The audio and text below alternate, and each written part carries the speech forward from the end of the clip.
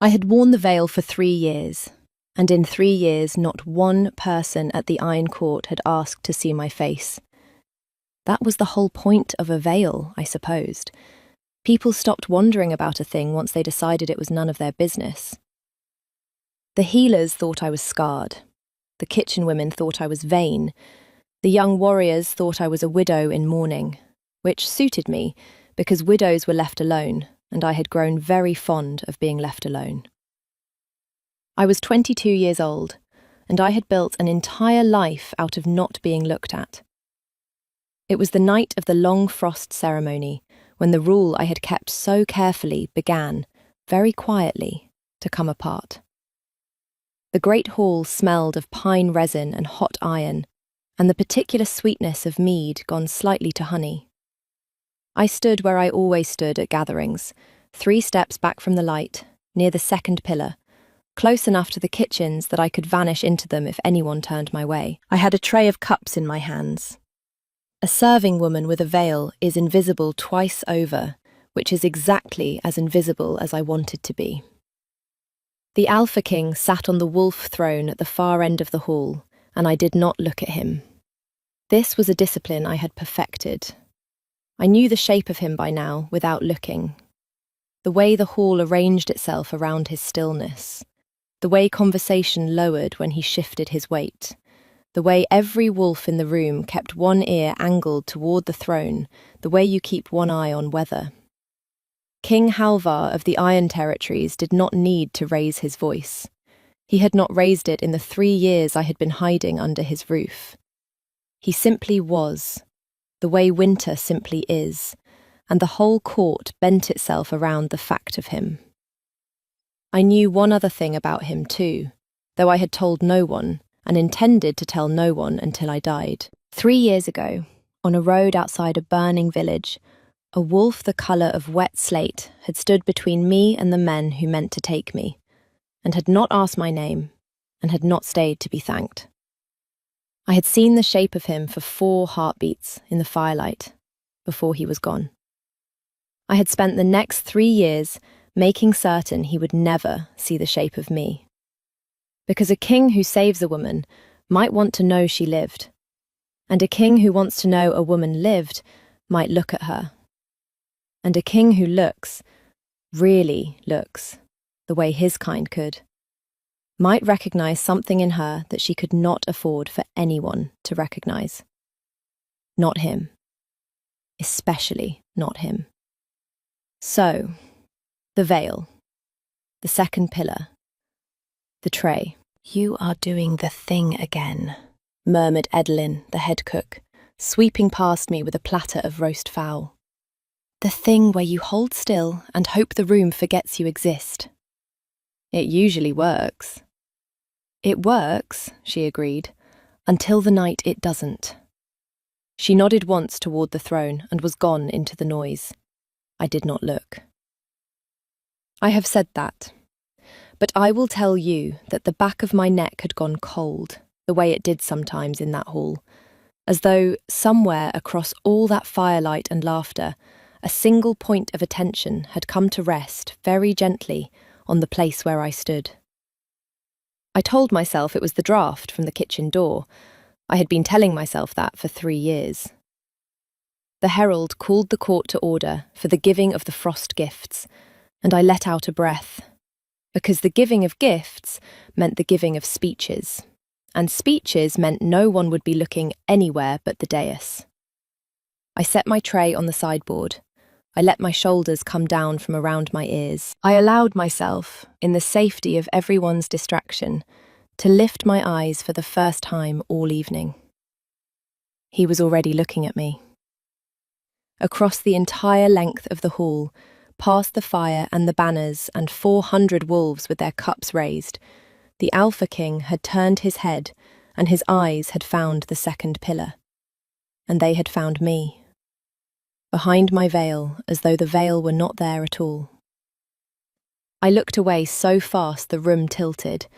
When I made myself glance back, a heartbeat later, no more, he had turned to the herald and was listening to the recitation of the year's grain stores, with the grave attention of a man who had never in his life stared at a serving woman in a veil. His profile gave away nothing. His hands were still on the carved wolf heads of his throne, but I had seen it. And worse, far worse, I had felt the thing I had spent 3 years refusing to feel. A warmth, low and wordless, that did not come from the hearth. It moved through me once and was gone, and it left me gripping the sideboard like a woman on the deck of a pitching ship. I knew what that was. I had read enough, hidden enough, listened at enough doors to know exactly what that wordless warmth meant when it passed between 2 wolves across a crowded room. I just could not afford for it to be true. So I picked up my tray and I went into the kitchens, and I did not come out until the gifts were given and the fires were banked, and the hall had emptied of everyone who might have a reason to look at me twice. What happens next is the part of all this I still find hardest to explain. Even now, even from the other side of it. So stay with me. If this is the kind of story you came here for, the slow kind, the kind where the most powerful man in the world undoes himself, one small, careful gesture at a time, then settle in. And if you have a moment, follow along, because I promise you, the veil does not stay on. I only ask that you remember I had a very good reason for wanting it to. The anemone was on my windowsill when I returned to my room.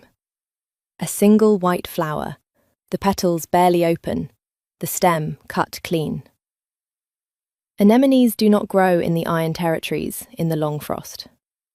Anemones do not grow anywhere in the long frost.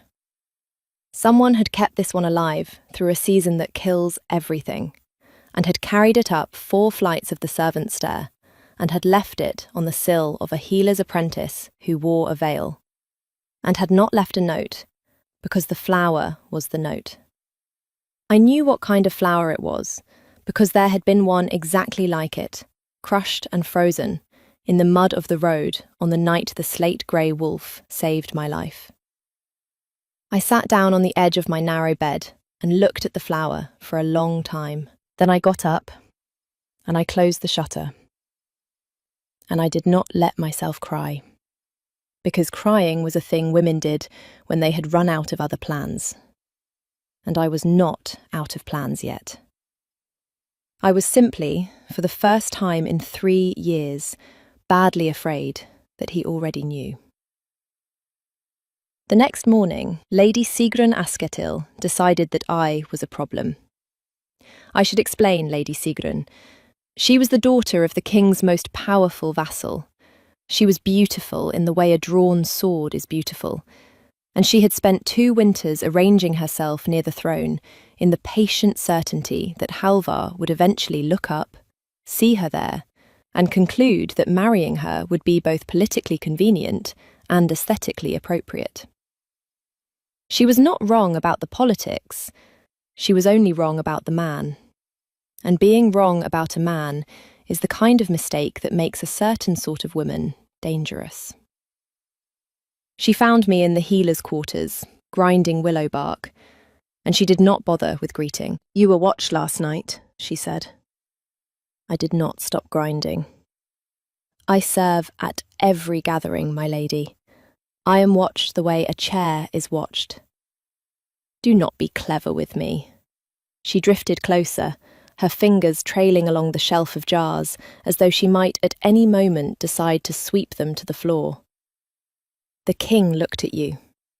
Across the whole hall, in front of the entire court, he looked at a faceless nobody in a kitchen veil. And I want to know why." I could not say. Perhaps I was standing in front of something he wished to see. Her hand closed around a jar. She did not throw it. She set it down very precisely, 1/2 inch from the edge of the shelf, where one careless elbow would send it shattering, and she smiled at me. and I understood that the jar was a sentence she had chosen not to finish. "Take off the veil," she said. "Let me see what is under there. A scar? A hairlip? Something that explains why a serving girl thinks she can hold the eyes of a king." "The veil stays on, my lady, by my own choice, which the king has never questioned." "The king," she said softly, "questions a great deal less than he should. That is becoming a problem for everyone." She turned to go and paused at the door and delivered the thing she had come to deliver. "There is to be a naming at the new moon. The whole court will attend. Every face in this castle will be uncovered before the king, so the pack may be counted true." She let that land. "Every face. Yours included. I have already spoken to the steward." She left. I stood very still in the cold green light of the healer's quarters, the willow bark forgotten under my hands, and I thought, with a clarity that surprised me, so it ends then. After 3 years, it ends at a naming, because a beautiful woman is jealous of a chair. I had 8 days. I will not pretend I spent all 8 of them being brave. I spent the first 2 of them trying to find a way to leave, but the passes were closed with snow, and a woman travelling alone in the long frost was a woman travelling toward a quicker death than the one she was running from. And besides, and this is the part I am least proud of, besides, there was a white flower on my windowsill that had not been there before, and I found that I could not quite make myself go before I understood it. On the 3rd day, the king sent for me, not for the veiled serving woman, for the healer's apprentice. There is a difference in a castle between the people who are summoned and the people who are simply used, and I had spent 3 years on the right side of that line. The summons came through Osric, the king's beater, a broad, quiet man who delivered it with the faint, apologetic air of someone handing you a letter he suspects contains bad news. "His Majesty has a wound that will not close," Osric said. "He has dismissed 3 healers. The master healer suggested you." "The master healer dislikes me." "The master healer," Osric said, "would like the king to stop dismissing healers." A pause, something almost like a smile. "He asked for the one in the veil, specifically." The back of my neck went cold again. I went because one does not refuse a king, and because, I can be honest now, because some reckless animal part of me wanted to stand in a room with him and find out, finally, whether the warmth across the hall had been a draught after all. It had not been a draught. His private chambers were warmer than the rest of the castle, and smelled of cedar and old parchment and the iron tang of a wound improperly tended. He was seated by the fire with his sleeve turned back, and there was a gash along his forearm, days old, angry at the edges. The kind of wound a man gets when he steps in front of something he should have let his warriors handle. I knew, the moment I saw it, how he had gotten it. There had been a boar hunt 4 days past. A young warrior had stumbled. The king had moved. The court had told the story as proof of his strength. No one had mentioned that the strongest wolf alive had taken a tusk meant for a boy, and had then let the wound fester rather than admit it existed. "You let this go too long," I said, before I remembered who I was speaking to. He looked up at me. This close, with no hall between us and no 400 wolves to hide among, the full weight of his attention was a physical thing, like standing too near a forge. His eyes were grey, wet slate grey. I had seen them before, for 4 heartbeats, in firelight, and I had spent 3 years pretending I had not. "So they tell me," he said. His voice was low and unhurried. "Sit, you are blocking the light." I sat. I cleaned the wound. He did not flinch, which annoyed me, because flinching would have made him a man, and not flinching kept him a king, and I needed him to be a man if I was going to survive being this close to him. "You wear a veil," he observed after a while. "I do. At my hearth, in my chambers, with no one to see you but me. The veil stays on, Majesty." I kept my eyes on the needle. By my own choice. I waited for him to command it off. He was a king. It was within his power, and well within his right, and Lady Sigrun had managed to threaten it out of me in under a minute in a healer's storeroom. I braced for it. He did not. "Then it stays on," he said simply, and turned his face back to the fire and gave me the wound to tend in peace. Something happened in my chest that I did not have a name for and did not want one. I tied off the last stitch. I bound the arm. I gathered my things to go, and I had almost made it to the door, almost, when he spoke again, not turning around, his voice very even. "There is a naming at the new moon," he said. "Lady Sigrun has been busy. Every face uncovered before the throne." My hand stilled on the latch. "I am aware, Majesty." "I thought you might be." A long pause. The fire popped. "Tell me, if a woman had a reason to keep her face her own, a good reason, a reason a king might understand, what would she have me do about a naming she did not ask for?" I did not turn around. I could not. If I turned around, he would see whatever was happening to my face through the veil, and I had not survived 3 years by letting anyone see that. "She would ask the king," I said carefully, "to remember that he never questioned the veil, and to go on not questioning it. That is all." The silence behind me went on a long time. "That is a great deal," he said at last, very quietly, "to ask of a man who has questioned nothing else in years." I left before either of us could say the thing the room had filled up with. I want to tell you that I spent the next days being sensible. I did not.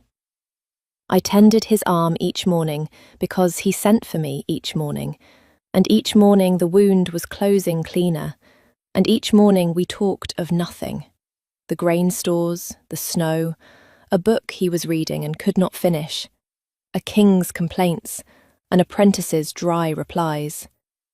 And each morning I left a little later than the morning before. And each morning there was an anemone on my windowsill when I returned. I started to understand, slowly, the way you understand a thing you have been refusing to understand, that the flowers had been arriving longer than 3 days. I went back, in my mind, over 3 years of windowsills. There had always been flowers. In spring I had told myself they blew in. In summer I had not noticed them at all. I had been so busy being invisible that I had failed to notice the one person in the castle who had been, very patiently and at no small cost, seeing me the entire time. I found the proof on the 6th day, and it nearly broke me. I had gone to the king's chamber early, before he woke, to leave fresh bindings. Osric had let me in, then been called away. The fire was low. On the table by the window, where a king keeps the things he does not want his court to see, there was a wooden box, open, and in the box there was a ledger, and the ledger was a claim list. I knew what a claim list was. Every alpha kept one.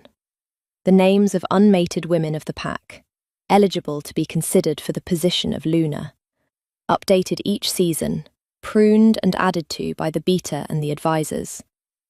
It was a brutally practical document. It was, in many ways, the most powerful list in the territory. My name was on it. Not the veiled serving woman. My name, my true name, the one I had not spoken aloud in 3 years, the one I had buried with the girl I had been before the burning village. It was there, in the king's own hand, near the top, and it had been crossed out, and written in again, and crossed out, and written in again, the ink of different seasons layered over the same 6 letters, like a man arguing with himself across years. Beside the most recent entry, in the margin, in that same plain royal hand, 4 words. She does not know. I stood in the cold grey light of the king's chamber, holding a list with my own dead name on it, and I understood everything at once. The way you understand the shape of a room when lightning fills it. He had known, from the beginning. He had recognised me, perhaps that first night I served at his hall, perhaps before, and he had said nothing. He had not summoned me, not claimed me, not exposed me. He had let me keep my veil and my false name and my small invisible life, and he had asked nothing of me. And he had left a white flower on my windowsill through 3 winters that kill flowers. And he had crossed my name off his own list again and again, so that no adviser, no steward, no jealous lady of the court would ever think to lift my veil and find the woman the king's wolf had chosen on a burning road, and never stopped choosing since. He had not been hiding from me. He had been hiding me.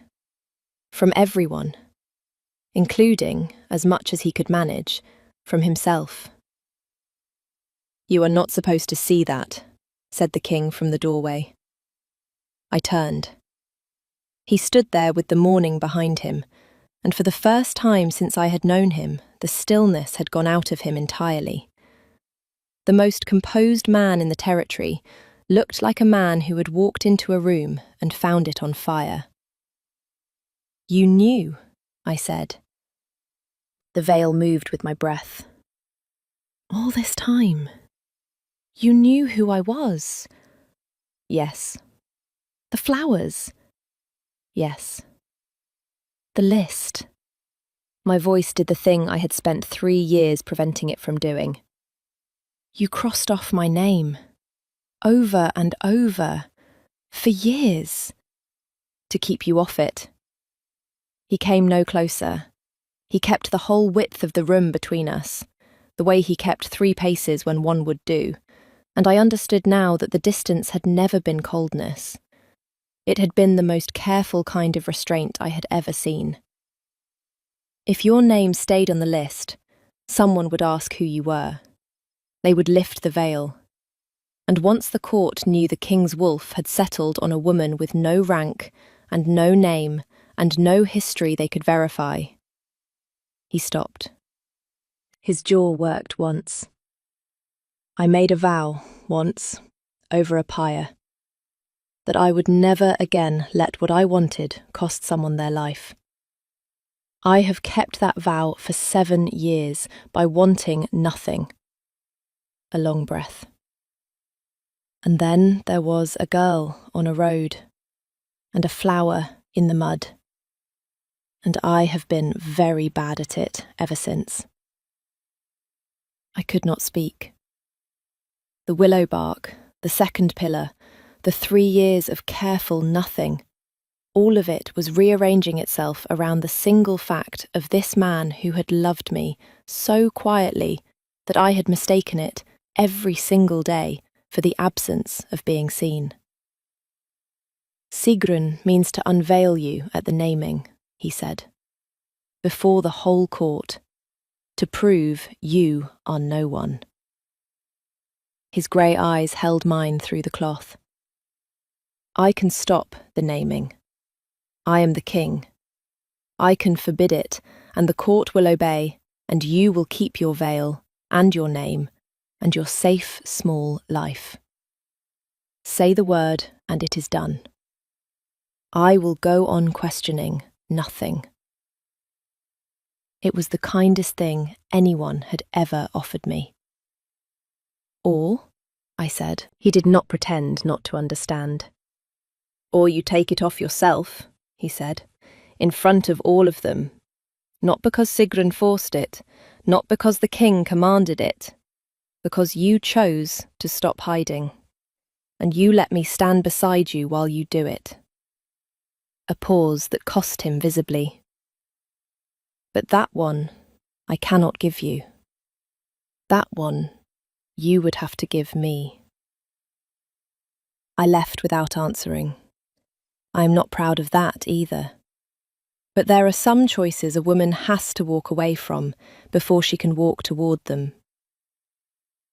The naming fell on the new moon, as namings do.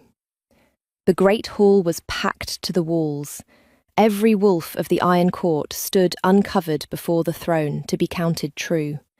Faces bare, names spoken, the old ritual of a pack accounting for itself in the dark of the year. I stood in my place near the second pillar, in my veil, with my heart going like a hunted thing, and I watched Lady Sigrun work the edges of the crowd with the bright purpose of a woman about to win. She had dressed for victory. She had positioned the steward. When the counting reached the servants, she stepped forward into the open floor before the throne, and she raised her clear, carrying voice so that the whole hall could hear, and she said, "Majesty, one face among us remains hidden. The pack cannot be counted true while one of us refuses to be seen. The veiled woman must show herself, as the law requires, or be named outsider and put beyond the gates." The hall went very quiet. 400 faces turned toward the second pillar. I felt the king's eyes find me through all of it. I did not look at him. I had spent 3 years not looking at him, and I found that the discipline held even now when everything else had come apart. I thought about the offer. I can stop this. Say the word. Keep your veil, your name, your safe, small life. It was still there. He had not moved to take it back. One look from me and he would forbid the whole thing, and I would go back to being a chair. Watched the way a chair is watched, invisible and alive and alone. And I thought about a white flower on a windowsill in the dead of winter, kept alive through a season that kills everything, by a man who had wanted nothing for 7 years and had been, in his words, very bad at it ever since. I stepped out from behind the pillar. The whole hall watched me cross the open floor. Sigrun's smile widened. She thought she had won. She thought I was coming to be unmasked and cast out, and I let her think it for exactly as long as it took me to reach the foot of the dais and turn, not to face her, but to face the king. "By the law," I said, and my voice came out steadier than I had any right to expect. "A face must be shown by the one who owns it. Not taken, shown." I looked up at him. "Is that the law, Majesty?" Something moved through his grey eyes, like sun coming over a ridge. "That is the law," he said. "Then I will show my own face," I said, "in my own time, by my own hand. And no one in this hall will touch this veil but me." And I reached up, and I lifted it myself. I will not describe my own face. I have told you I never do. But I will tell you what happened in the hall when I did it, because that is the part that matters. Nothing happened. To 400 wolves, I was a serving woman with an unremarkable face, and the great revelation Sigrun had promised them was a girl grinding willow bark, and a confused murmur began to move through the crowd like wind through wheat. That is all? That is the secret? And Sigrun's face began, very slowly, to come apart, because the trap had sprung on nothing. But the king had come down off his throne. He came down the dais steps, in front of his entire court, in front of his advisers and his vassals, and the lady who had meant to marry him, and he crossed the open floor to where I stood, with my veil in my hand. And he stopped, 1 pace away, and then, deliberately, so that every wolf in that hall would see it, and none could ever unsee it, he closed that last pace himself. "I know this face," he said. He did not lower his voice. He raised it so the walls could hear. "I have known it for 3 years. I have kept it secret because I am a coward who made a vow to want nothing, and I have wanted this woman every day since a road outside a burning village, and I am done." He turned to the hall, and the king of the Iron Territories, who never raised his voice, let it ring off the iron banners. "She is no outsider. She is the one my wolf chose before my mind could argue. If any wolf here would put her beyond the gates, he will have to put me there first." The silence after that was the loudest thing I have ever heard. It was Sigrun who broke it. "She has no name," she said, but her voice had lost its edge, and she knew it. "No rank, no bloodline. You would make a serving girl your Luna?" "She has a name," the king said. He spoke it then. My true name. The one he had crossed off his list 100 times. The one I had buried with the girl I used to be. He spoke it gently, and he gave it back to me in front of 400 witnesses, and it landed in the centre of my chest like a key turning in a lock that had been rusted shut for years. And I would make her anything she would consent to be. I felt the warmth move through me then, the wordless one, the one I had been calling a draft for 3 years. And this time I did not look away from it. I let it be what it was. The vow over the pyre did not release him easily. I want to be clear about that, because nothing that costs nothing is worth telling. When he reached for my hand, there in the firelight of his own hall, I saw the thing it cost him. Saw 7 years of grief surge up in him like cold water. Saw the old fear that wanting a thing was the same as dooming it. Saw him stand at the edge of his own vow, with the whole court watching, and have to choose, in front of all of them, to step across. I was the one who closed my hand around his. I held on while it shook. I held on while the grief moved through him, and broke, and let go. And his fingers tightened on mine hard enough to ache, and I did not let go. Because I had spent 3 years being good at holding very still, and it turned out that was exactly the skill this moment required. "You do not have to want nothing anymore," I told him, quiet, just for him. "You are allowed to want this. You are allowed to keep it." His grey eyes were too bright. "I am out of practice." "I noticed," I said. "You are very bad at it." And the king of the Iron Territories laughed, a startled, helpless sound that I do not think his court had heard from him in 7 years. And the whole hall heard it.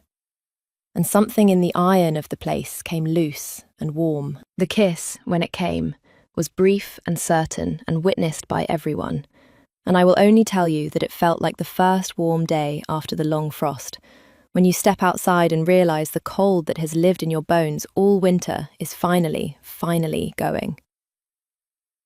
Then he straightened and kept my hand in his and turned us both to face his court as one. The fallout was real, because fallout always is. Lady Sigrun's father withdrew his banners in a fury and had to be brought back to the table over a long, cold month of negotiation. A king does not humiliate a powerful vassal's daughter in open court without paying for it. And Halvar paid, in concessions and patience, and one tense season where the northern passes felt less sure than they had. Sigrun herself was not exiled.